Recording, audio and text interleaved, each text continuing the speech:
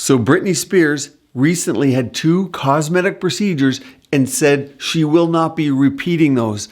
I'm going to go through cost today, what it was, why she didn't like them, and go through some alternatives that you might consider to get the result you want without the side effects that she experienced or that many people do.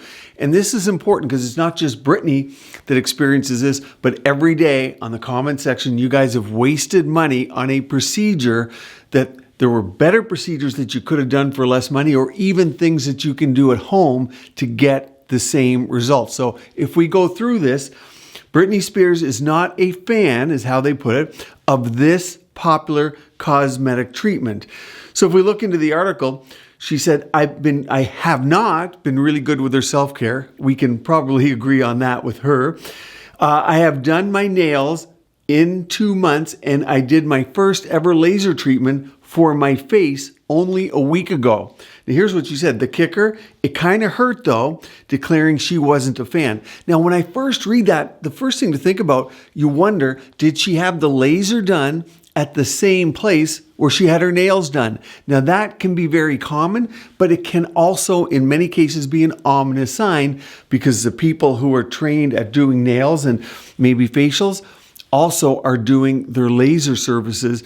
And the number one reason that you're going to have a bad experience with lasers, or you should not get lasers, or you're going to be botched by them, is human error. That's by far the number one. If you think about it, when I go to work expecting not to make a mistake.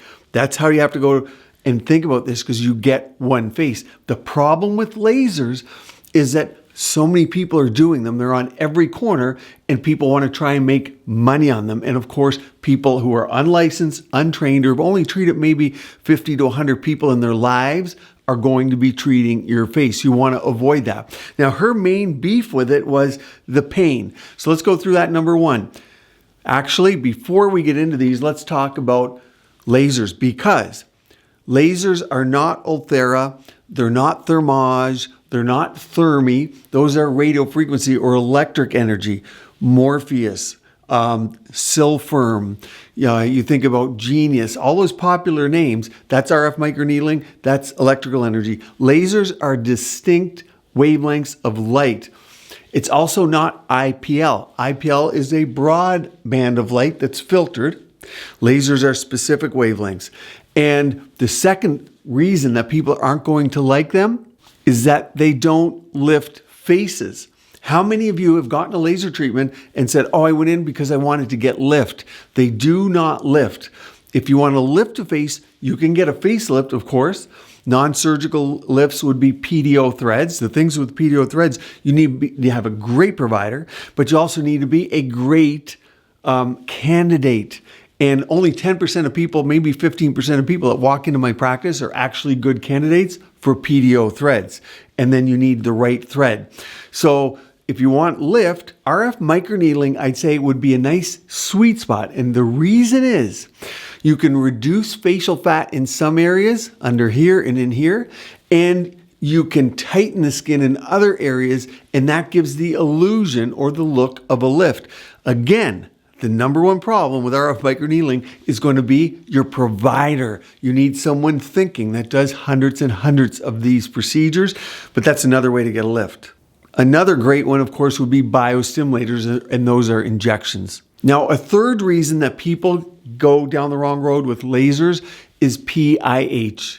So post-inflammatory hyperpigmentation. Remember, lasers are distinct wavelengths of light, and many people get what's called a CO2 laser, which is attracted to water, so the surface of your skin. An erbium YAG, think halo. One of the FRAXELs would be in that range.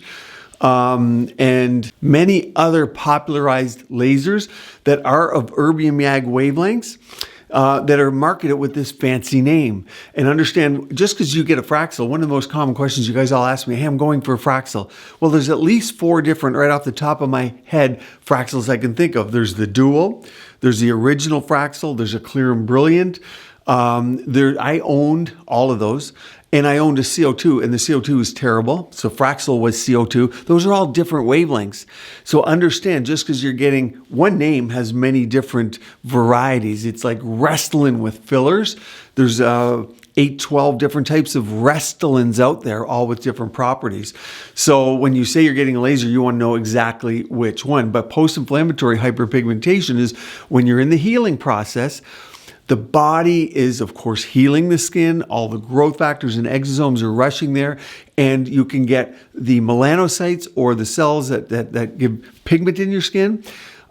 They produce too much in the healing process. Or maybe you're getting sun after the treatment. Just like a chemical peel, post-care is oh so important. So that's another problem people get with lasers, are side effects like that. And if you've had hair removal from lasers, you know you might get stamping where you could see where the laser went for each hair removal hit. And that can take months and months to go away until the cells exfoliate away. And sometimes there is permanent scarring. Now, final fourth reason that people are disappointed and should not get lasers at times is money. So we're aging every moment. And a lot of the brown spots that we're getting that we want to remove with lasers come from deeper layers forward over time from sun damage and photo damage that we got as children. So what happens with the lasers, you're going to need a series. And often these things cost, in good hands, $1,000 to $3,000 per session. You need at least 3 sessions. I can't think of a laser when someone at my age comes in where they just need 1 session. Unless you've been taking great care of your skin with skincare and maintenance over time, you're going to need 3 sessions. So like everything in aesthetics, think $3,000 to $5,000, just like a series of RF microneedling. A series of peels might be less expensive. Think about $1,000 to $2,000. But in general, any laser device, a series. Now, in Britney's case, we don't know exactly what laser she got. She did not say which one.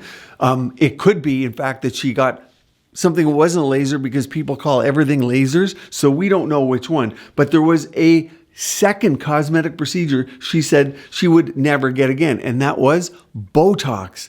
And here was her complaint: unexpectedly dealing with 2 weeks worth of swelling, and one eye was black and blue and way higher than the other. Let's dissect that. So we go through the first one, 2 weeks of swelling. We really don't see that. So that's that. Who knows what happened there? That's not common. Black and blue, certainly. Anytime you put a needle in the face, you can bleed, you can bruise. And what? Around the eye area, in the forehead, it's very vascular, which is great because when we do procedures, there's a low risk of infection because there's a lot of blood flow, but there's a high risk of bruising in those areas. And you want to decrease your fish oils, come off your blood thinners if you can, if you're medically able. And you want to avoid exercise afterwards because that can lead to bruising after. So bruising, of course, that can happen. These injections we used to do deep in the late 90s.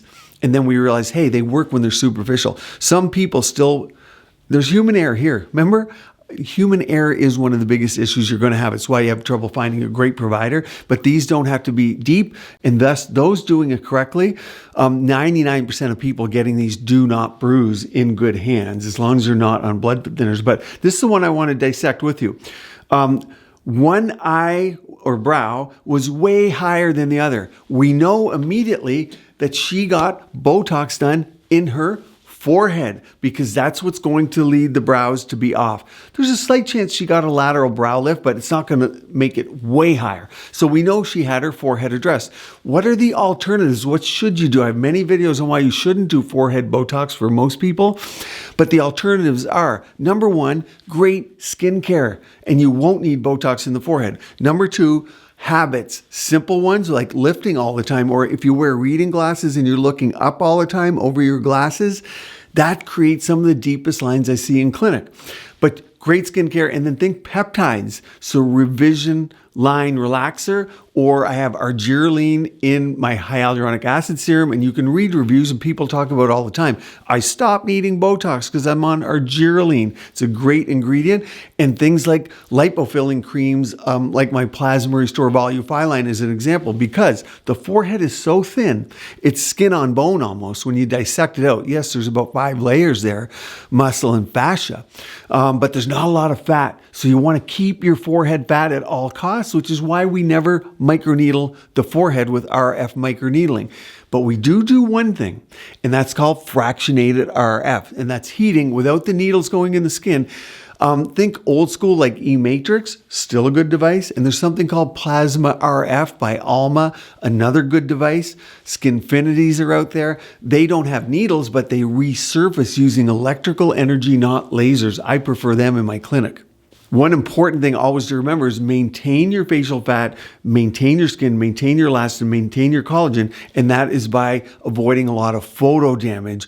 And certainly that's going to decrease the need for treatments and make everything look better, and allows your skincare to work so you don't need anything invasively done. Now you're going to want to watch this playlist all about LED and red light therapy, another totally different way that you can maintain your collagen and fibroblast elastin function. One down here on forehead Botox and why it can be disastrous. Stay tuned, keep your skin and body beautiful, healthy, and vibrant.